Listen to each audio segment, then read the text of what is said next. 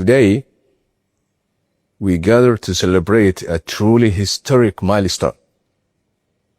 65 years of diplomatic maanta waxaanu relations halkan isugu nimid between the xus ka Federal Republic of guul Somalia taariikhi ah and the oo ah People's 65 Republic of sano oo China. xiriir diblomaasiyadeed oo ka dhaxeeya This Jamhuuriyadda is an Federaalka important Soomaaliya iyo anniversary, Jamhuuriyadda Shacabka a Shiinaha. testament to Tani waa munaasabad muhiim the ah enduring friendship waana marag cad oo muujinaysa two saaxiibtinimada peoples. weyn ee u dhaxaysa a labada friendship shacab. Saaxiibtinimo ku mutual dhisan respect, ixtiraam, madax bannaan iyo sovereignty, isfaham. and shared understanding. Since the establishment of diplomatic relations in 1960, tan iyo Somalia markii and la China aasaasay have xiriirka stayed diblomaasiyadeed together sanadkii in changing 1960 Soomaaliya iyo moments Shiinaha waxa ay wada joogeen xilliyo of kala duwan, progress, xilliyo horumar iyo moments xilliyo of caqabado challenge, leh, xilliyo regional isbeddel heer gobol ah and iyo global kuwa heer transformation. caalami ah.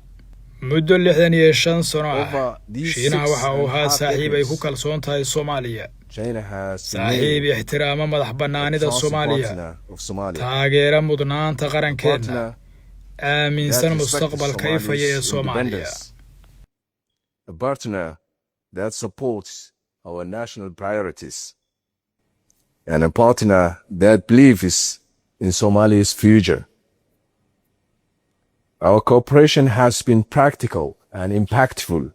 Iskaashigeennu waxa uu It ahaa has mid wax ku supported ool ah oo la infrastructure taaban karo, development, wuxuuna gacan It ka has geystay strengthened horumarinta health, kaabayaasha dhaqaalaha, education, public xoojinta services, caafimaadka, and capacity waxbarashada, adeegyada dadweynaha and iyo it dhismaha has dowladda. responded Waxa uu to ka the jawaabayay humanitarian baahiyaha needs bini'aadanimo during xilliyadii difficult adkaa. moments. Only last week, China announced $1 million Toddobaad ka hor, for drought-affected Shiinuhu waxa uu ku communities in dhawaaqay Somalia. taageero dhan $1 milyan oo This oo loogu timely talagalay gesture shacabka Soomaaliyeed ee ay reflects abaartu saamaysay. solidarity, Tallaabadan waqtigeeda ku habboon waxa ay compassion, muujinaysaa and midnimo, a sense garab istaag, iyo of ka commitment go'naansho dhab ah to the oo ku well-being wajahan of the taageeridda Somali shacbiga people. Soomaaliyeed. These contributions have touched the lives of ordinary Somalis. Taageeradaasi waxa ay si They have toos ah u strengthened taabatay institutions, nolosha muwaadiniinta caadiga ah, and they have waxayna xoojiyeen enforced hope. hay-adaha dowladeed. Sidoo kale waxay sare u I also qaaday recall with rajada great shacabka. appreciation Waxaan sidoo kale si my gaar ah u recent visit xasuustaa to booqashadaydii the dhowaan People's aan ku Republic of tegey China. Jamhuuriyadda dadka Shiinaha, It was a taasoo productive ahayd mid and miro dhal ah forward-looking oo visit. xoojisay aragtida iskaashiga mustaqbalka, It reaffirmed isla the markaana strength sii of our adkaysay bilateral xiriirka relations, laba-geesoodka ah, and it furtay opened fursado new cusub oo avenues for iskaashi ah cooperation in oo ku development, saabsan horumarinta trade, ganacsiga and iyo investment, maalgashiga, grounded kuwaasi oo ku in dhisan mutual is-ixtiraam respect and iyo shared faa'iido wadaag. benefits. Today, Somalia is moving forward. Maanta Soomaaliya waxa ay horay u socotaa iyada oo leh We kalsooni are cusub. strengthening governance. Waxaan xoojinaynaa dowlad We are wanaagga, advancing security horumarinaynaa and amniga iyo reconciliation. dib u heshiisiinta, We are hirgelinaynaa implementing dib u habaynta economic and dhaqaale social reforms. iyo bulsho, And we dib u are dhisaynaa building aasaaska the dowlad foundations casri ah of oo our adkaysi modern leh. and resilient state. In this journey, partnerships matter.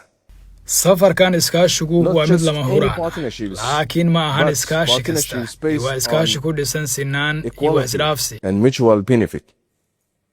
This is the spirit that defines Taasoo ah China ruuxda iyo Somalia aragtida relations. qeexaysa xiriirka Soomaaliya iyo As we Shiinaha. look to the Markaan future, eegno mustaqbalka, we see waxaan even aragnaa greater fursado ka sii opportunities for ballaaran oo cooperation iskaashi ah. in trade Ganacsiga iyo and maalgashiga investment, kaabayaasha and iyo infrastructure isgaarsiinta, and connectivity, tiknoolajiyadda iyo isweydaarsiga technology, khibradaha, skills transfer, iyo horumarinta and human awoodda capital aadanaha. development, sidoo kale and nabadda iyo peace xasiloonida gobolka. and stability for our region. Somalia values Chinese continued engagement. We value Soomaaliya waxa ay si cooperation weyn u that qadarinaysaa supports national joogtaynaysaana ownership.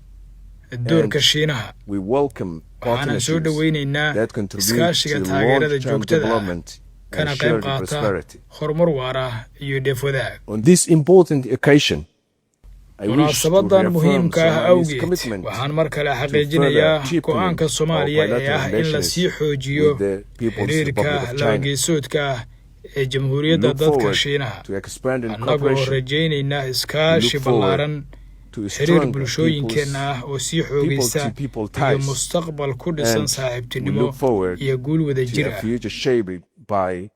Friendship and mutual success.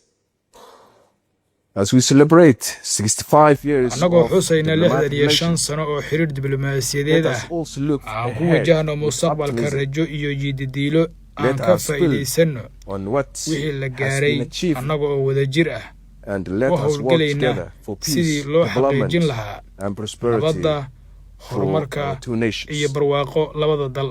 Once again, I thank mar kale waxaan u mahad celinayaa safaaradda Jamhuuriyadda Shacabka Shiinaha martigelinta munaasabadan muhiimka ah.